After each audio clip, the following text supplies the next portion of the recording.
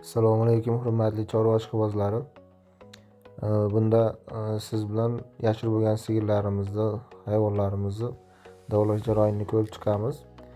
Birinchi o'rinda tuyoqlarni ochib olamiz.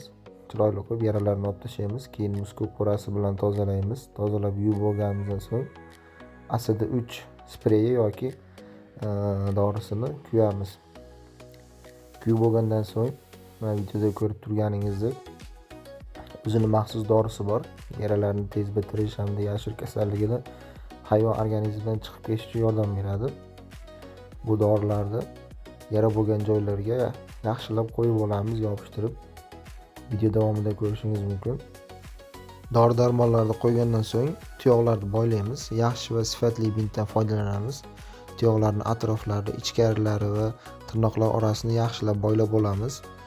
Boylagandan so'ng tuyoqlar quruq joyda turishi kerak. Yotar joyiga, hayvonlarning yotar joyiga tagiga somon yoki poxol pressdan sochib qo'yishsa yoki taxta qipig'ini sochib qo'ysa ham bo'ladi. Quruq joyda tursa kasal davolanishi tezroq va osonroq bo'ladi. Videomiz foydali bo'lgan bo'lsa, like va podpiska bosib qo'ying. Kommentariyada ham yurakcha tashlab keting. Hammaga rahmat.